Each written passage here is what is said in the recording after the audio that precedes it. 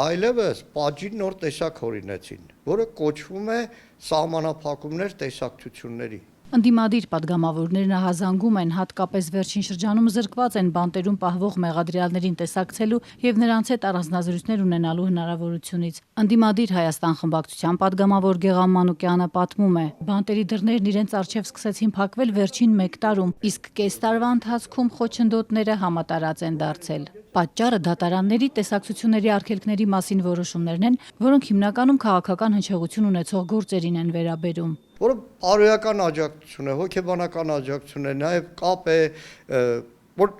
բնականաբար կալանավորված մարդու համար հոգեբանորեն շատ կարևոր է։ Մինչև վերջ ճնշելու կալանավորին դրա համար ամբողջությամբ սահմանափակումներ են դնում։ Քրեակատարողական ծառայությունից սակայն հակադարձում են օրենքով պատգամավորն անարգել ելումուտունի բանտեր կարող է ծանոթանալ պայմաններին։ Տարբերություն մարդու իրավունքների պաշտպանի, որը ցանկացած պարագայում կարող է անխոչնդոտ մուտք գործել կալանավայր եւ հանդիպել կալանավորներին, պատգամավորների դեպքում կան սահմանափակումներ։ Ըստ օրենքի, թեև պատգամավորները կարող են բանտեր ազատ մուտք գործել, իրավունք չունեն առանձնազրույցներ ունենալ կալանավորների հետ, եթե կա դատարանի որոշում, որն ընդունվում է քննիչների միջնորդությամբ։ Խնդիրը հենց դրանում է, որ իրանք որոշակի ձևակերպումներ են տեղում պատգամավորների գործունեության եւ մասնապես քրեակատարողական ուսումնասիրությունների առումով, նշելով, որ նրանք հնարավորություն են պայմաններին ծանոթանալու, այլ ոչ թե կոնկրետ անձանց հանդիպելու եւ դրան երբ որ գումարում է նաեւ այդ խափման միջոցի հետ կապված որոշումները,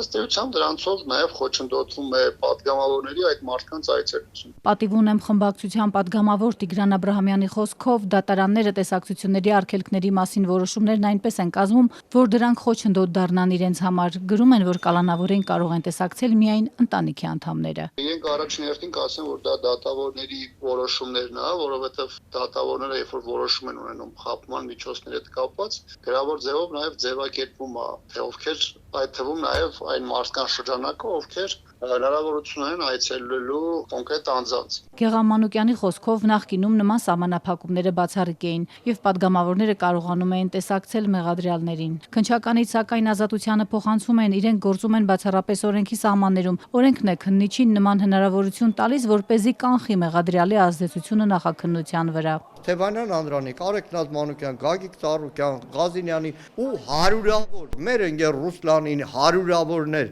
որ քաղաքական պատճառով հիմա ձերբակալված են, բոլորի վրա այդ սահմանափակումը կա։ Ընդդիմադիր պատգամավորն այլօրինակ էլ ունի։ Ամիսներ առաջ Սուրբ Աննա եկեղեցում վարչապետի հետ տեղի ունեցած միջադեպի հետևանքով կալանավորված դպրոցական Դավիթ Մինասյանն անգամ զրկված էր ծնողի հետ տեսակցությունից։ Առողջական ծանր խնդիրներ ունեցող կալանավորված տղան 10 օր անցկացրել էր հիվանդանոցում առանց մոր խնամքի։ Այս ամբողջ իրավական համակարգի վրա մնալու է սարսափելի խարան։ Վերջերս կալանավորված մեծահարուստ Գագիկ Ծառուկյանի տեսակցությունները եւս փակ են։ Փաստաբան Էմին Խաչատրյանն ասում է, սա լրացուցիչ ճնշում է։ Ըստ էության ես չեմ կարծում, որ պատգամավորների միջոցով կարելի է գործի ելքի վրա